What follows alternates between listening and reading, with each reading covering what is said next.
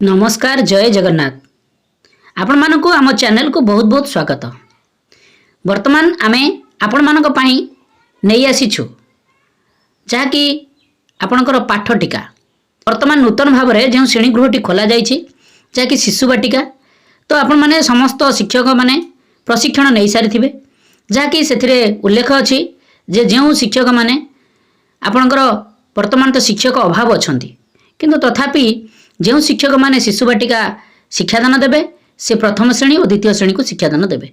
तो ताहाकू आमे लक्ष्य करी एठारे पाठटिकाटी प्रस्तुत करिछु दैनिक पाठटिका जहाँकि शिशु बाटिका 3 प्रथम और द्वितीय श्रेणी को नहीं। तेणु आमे मुख्यतः बही केउ केउ बही को आमे फॉलो करिछु।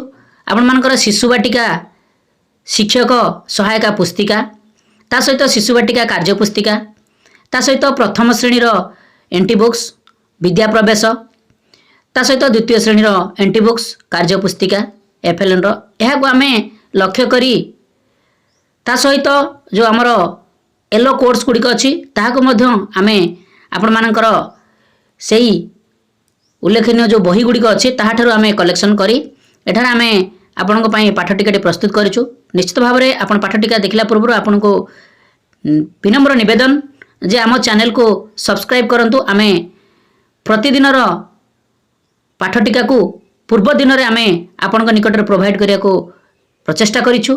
निश्चित भाव में आपण मानक सहायक हबो दैनिक पाठटिका लिखिबा पई ता सहित पाठ्यदान देबा पई। सांगसाथी मानकू बहुमात्रा रे शेयर करंतु। आमे आपणकर आशीर्वाद नित्यांत आवश्यक करुछु।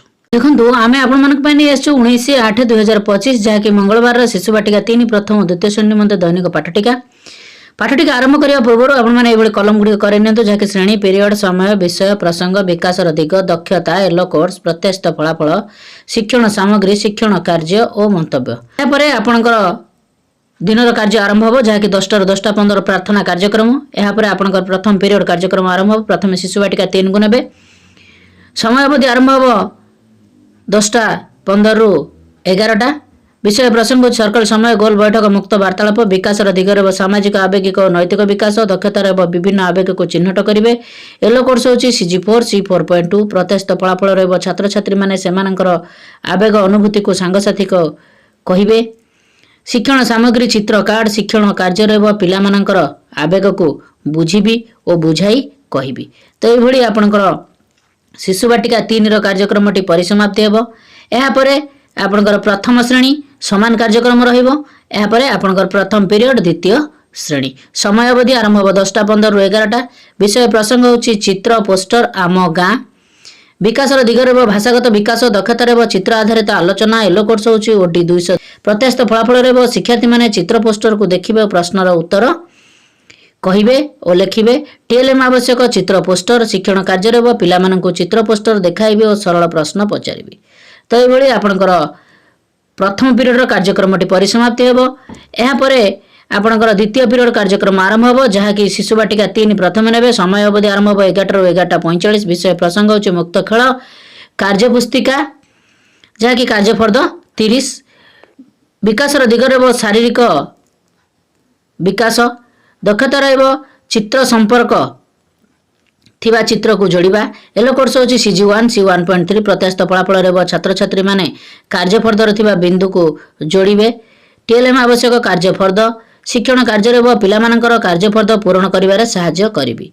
तो ये भली आपनकर द्वितीय पीरियड शिशु बाटिका 3 कार्यक्रमटी परिसमाप्ति हेबो। एहा परे प्रथम श्रेणी द्वितीय पीरियड समय अवधि आरंभ हो 11 ରୁ 11:45 विषय प्रसंग होची विद्या प्रवेश DG1 मु सुना पिला विकास दिगरे शारीरिक विकास दक्षतार हाथ द्वारा कार्य येलो कोर्स होची HW 3.8 फलाफल रहिबो शिक्षार्थी माने हाथ द्वारा विभिन्न कार्यर धारणा पाइबे। टीएलएम आवश्यक चित्र कार्ड शिक्षण कार्य रहिबो पिला माननको हाथ द्वारा हेउथिबा कार्य को कहिबी जथा लेखिबा नमस्कार और गछ लगाइबा। तो ये भली आपणकर प्रथम श्रेणी कार्यक्रमटी परिसमाप्ति हेबो। यहाँ पर द्वितीय श्रेणी द्वितीय पीरियड समय अवधि 11 ରୁ 11:45 विषय प्रसंग होची हस खुशी पाठ 9 रंभा नुआ जगह देखिला विकास दिगरे भाषागत विकास दक्षतार जुक्ताक्षर चिन्हबे। येलो कोर्स होची OD 202 प्रत्याशित फलाफल छात्र छात्री माने जुक्ताक्षर मम्पम्प मम्पम्प मम्बम्भ मम्बम्भ ଚିହ୍ନିବେ ଲେଖିବେ। टीएलएम आवश्यक जुक्ताक्षर चार्ट शिक्षण कार्य रहिब पिलामानंकु जुक्ताक्षर लेखा शिखाइबी और ताहाकु व्यवहार करी शब्द लेखा शिखाइबी। तो यही आपणकर द्वितीय पीरियडर कार्यक्रमटी परिसमाप्ति हेब। यापर तृतीय पीरियड कार्यक्रम आरंभ हो जहाँकि प्रथम शिशु बाटिका 3 को नेबे। समय अवधि आरंभ हो 11:45 12:45। विषय प्रसंग होची संख्या और परिवेश ज्ञान। विकासर दिग रहिब बौद्धिक विकास। दक्षता रहिब पर्यवेक्षण और अन्वेषण करिवे। येलो कोर्स होची CG7 C7.1 प्रत्यस्त फलाफल रहिब। शिक्षार्थी माने पर्यवेक्षण और अनुसरण करिबा पई समस्त इंद्रिय उपयोग करिवे। टीएलएम आवश्यक चित्र कार्ड शिक्षण कार्य रहिब। पिलामानंकु चित्र माध्यम रे पर्यवेक्षण और अनुसरण विषय रे धारणा देबी और बुझाइबी। तो एभली तृतीय पीरियड शिशु बाटिका 3 कार्यक्रम परिसमाप्ति हो। यहाँ पर प्रथम श्रेणी तृतीय पीरियड समय अवधि 11:45 12:45। विषय प्रसंग होची विद्या प्रवेश DG3 कार्यपद 51। विकासर दिगरे भाषागत विकास। दक्षता रहिब च अक्षर ध्वनि को लेखिबे और कहिबे। येलो कोर्स होची ओडी 111। प्रत्यस्त फलाफल रहिब शिक्षार्थी कार्यफर्द रे थिबा च अक्षर ध्वनि को चिन्हिबे और लेखिबे। टीएलएम आवश्यक कार्यफर्द अक्षर चार्ट शिक्षण कार्य रहिब। पिलामानकर कार्यफर्द पूर्ण कराइबी च अक्षर को चिन्हाइबी और लेखिबी। तो यही आपणकर प्रथम श्रेणी कार्यक्रमटी परिसमाप्ति हेब। यापर तृतीय पीरियड द्वितीय श्रेणी समय अवधि आरंभ हो 11:45 12:45। विषय प्रसंग होची गणित कार्य पुस्तिका सप्ताह 12 दिवस 2। विकासर दिग रहिब बौद्धिक विकास। दक्षता रहिब योग शिखिबे। येलो कोर्स होची ILM 4.16। प्रत्यस्त फलाफल रहिब छात्र छात्री माने कार्य पुस्तिका पूर्ण करिवे। टीएलएम आवश्यक कार्य पुस्तिका शिक्षण कार्य रहिब। पिलामानकर कार्य पुस्तिका पूर्ण कराइबी। तो यही आपणकर तृतीय पीरियड कार्यक्रमटी परिसमाप्ति हो। यापर चतुर्थ पीरियड कार्यक्रम आरंभ हो जहाँकि प्रथम शिशु बाटिका 3 को नेबे। समय अवधि 12:45 रु 1:15। विषय प्रसंग रहिब कलात्मक कार्य करिवे। विकासर दिग रहिब कलात्मक सृजनशीलतार विकास। दक्षता रहिब चित्र अंकन रंगोली करिवे। येलो कोर्स होची CG12 C12.4। प्रत्यस्त फलाफल रहिब छात्र छात्री माने विभिन्न चित्र उपकरण नै चित्र अंकन करिवे और सेथिरे रंग देबे। टीएलएम आवश्यक पेंसिल रंग रबर पेपर आउ तुली। शिक्षण कार्य रहिब पिलामानंको विभिन्न चित्र उपकरण देबी चित्र करी सेथिरे रंग देबा पई कहिबी। तो एभली आपणकर जाकी शिशु बाटिका 3 कार्यक्रम परिसमाप्ति हेब। चतुर्थ पीरियड प्रथम श्रेणी और द्वितीय श्रेणी कार्यक्रम मध्य समान रहिब। यापर आपणकर पंचम पीरियड कार्यक्रम आरंभ हो। या पूर्व आपणकर समय अवधि होची 1:15 रु 2टा जहाँकि मध्याह्न विरति कार्यक्रम। यापर आपणकर प्रथम शिशु बाटिका 3 को नेबे। पंचम पीरियड समय अवधि 2टा रु 3टा। विषय प्रसंग होची भाषा और साक्षरता। विकासर दिग रहिब भाषागत विकास। दक्षता रहिब अक्षर को ठीक भाव लेखिबे। येलो कोर्स होची CG10 C10.7। प्रत्यस्त फलाफल रहिब छात्र छात्री माने अक्षर को सठिक भाव लेखिबे। शिक्षण सामग्री रहिब अक्षर कार्ड। शिक्षण कार्य रहिब पिलामानंकु अक्षर लेखिबा शिखाइबी।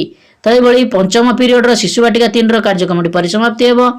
यापर आपणकर प्रथम श्रेणी पंचम पीरियड समय अवधि 2टा रु 3टा। विषय प्रसंग होची विद्या प्रवेश DG2 करी देखाओ।